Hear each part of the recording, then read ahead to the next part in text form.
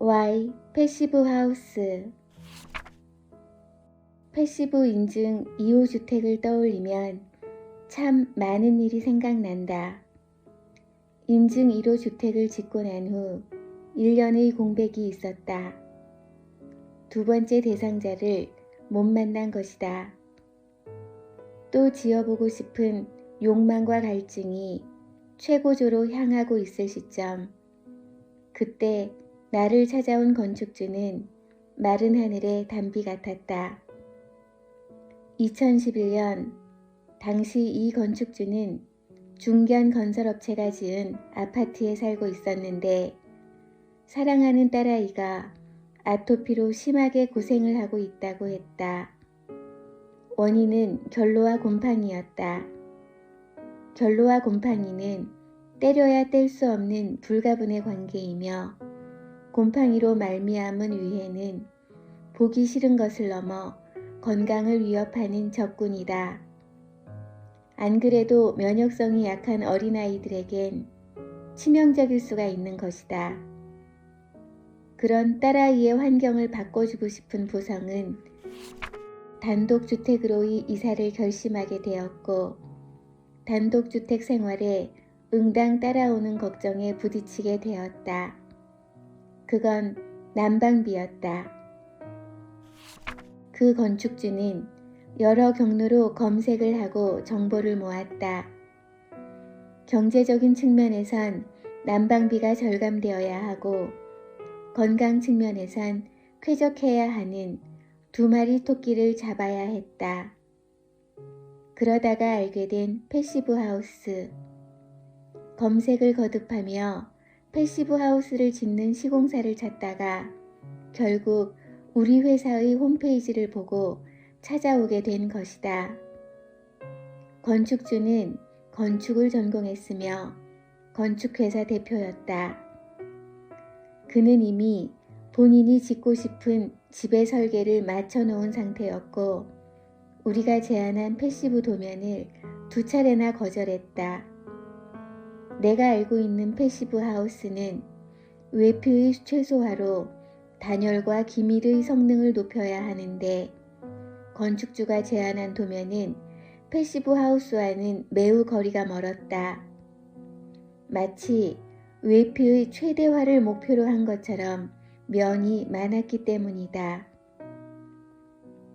거실 상부에 발코니를 설치하겠다 고집했고 집 본체에 차고를 붙이겠다고도 했다.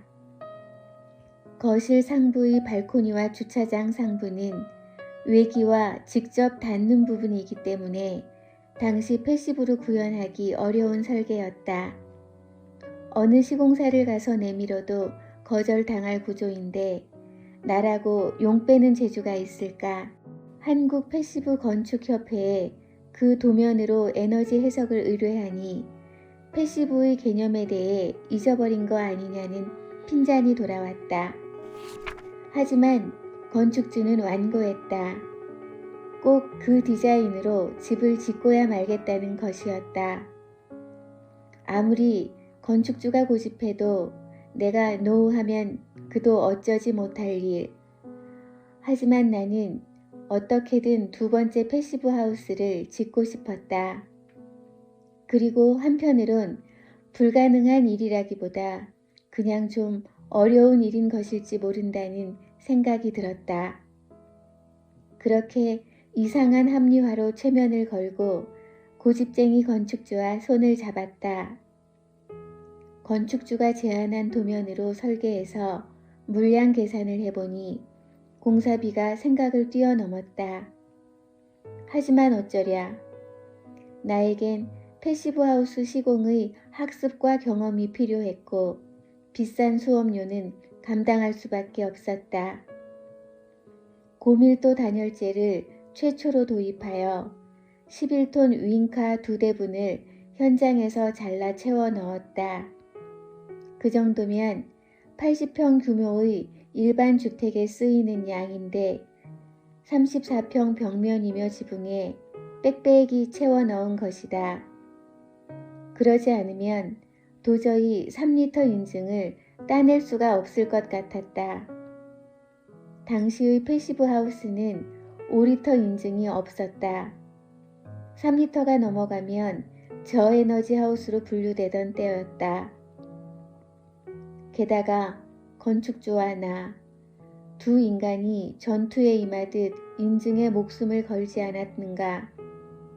이로 인증 패시브 하우스를 지을 때 맨 땅에 헤딩하듯 했다면 이번엔 자갈밭에 헤딩하는 거나 마찬가지였다. 뾰족한 돌에 떨어지면 머리 찢어지고 피나는 상황이니 죽기 살기로 방법을 찾아야 했다. 땅속 단열과 바닥 단열을 보강하고 통기층이 형성된 웜루프도 도입해 적용했다. 그리고 기밀 성능 확보에 주력했다. 아무리 작은 탁과 구멍 하나라도 놓치지 말라고 지시했다. 기밀과 단열은 현장 작업자들이 손끝에 달려 있다고 해도 과언이 아니다. 하지만 일반적인 건설 현장에 익숙해 있는 작업자들은 하나부터 열까지 까다롭기 그지없는 현장 지시 내용에 엄청난 스트레스를 받았다. 그때마다 그들을 달래고 설득해야 했다. 그렇게 중간 기밀 테스트를 통과하기 전까지 들어간 기밀 테이프 조각이 2000여 장. 돈이 얼마가 나와도 좋으니 어디 한번 완벽하게 해보자. 그러다 보니 기밀에서 2.5배의 비용이 소요되었고 인건비 또한 2배로 뛰었다. 예산이 부족하다는 건축주는 돈을 더 내놓아야 했고 나 또한 생각보다 더한 적자를 각오해야 했다. 이런 것도 궁합이라고 해야 할까?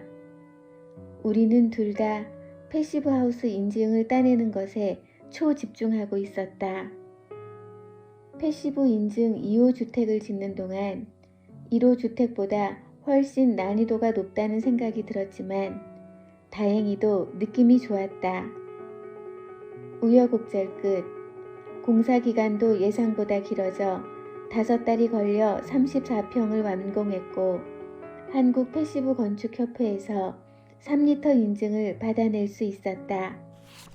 해낸 거다. 불가능한 일이 아니라 그냥 좀 어려운 일.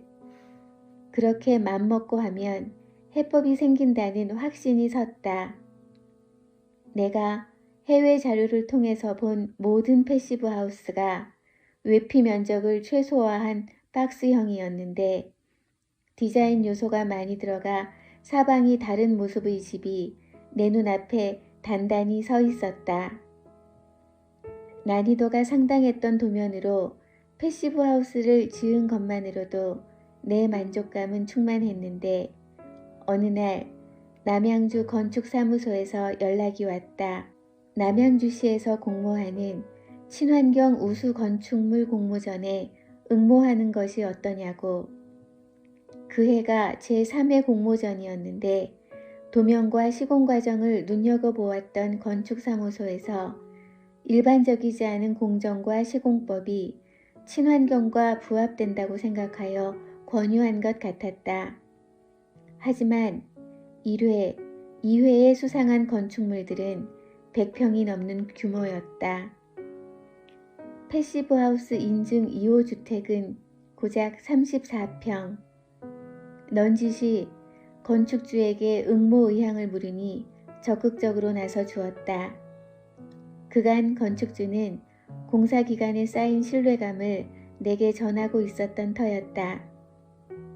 그간 굉장히 고생하셨지요. 우리 집 지으면서 돈 못 버신 거 잘 압니다. 대신 이 집을 홍보하는 거로 보답하겠습니다. 고마웠다. 패시브 하우스 전도사가 되고 싶은 내 마음을 읽어준 것에 충분히 감동했다. 건축주의 직업이 건축과 출신의 건축회사 대표이다 보니 현장의 상황은 물론 그에 따른 경비 계산도 가능했을 것이다.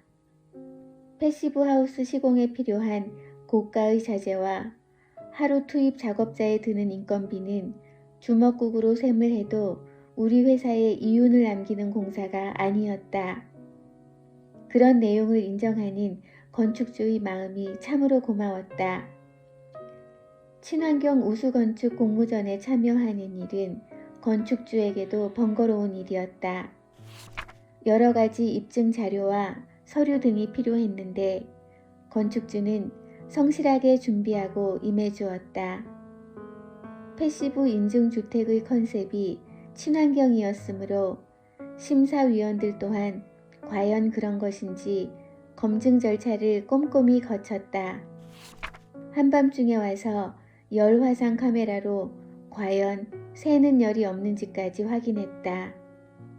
그런 걸 보며 대충 하는 공모전이 아니로구나 하는 생각이 들었는데 차후 이 집이 최우수상으로 결정되었다는 소식을 전해왔다. 두 번째로 지은 패시브 하우스가 인정받은 것이다. 게다가 이례적으로 시공사에게도 시상하겠다는 소식까지 받았다. 새로운 시공 도입으로 친환경 건축물의 가능성을 열었다는 점을 인정하며 격려하고자 하는 의미인 것 같았다. 건축주도 나도 뛸 듯이 기뻤다. 대형 건축물이 아니었지만 사람에게 이로운 건축물로 인정받았다는 사실이 참으로 감격스러웠다. 그렇게 내가 지은 두 번째 패시브 하우스는 인증과 인정, 두 마리 토끼를 잡았고 나는 본격적으로 패시브 하우스에 미치게 되었다.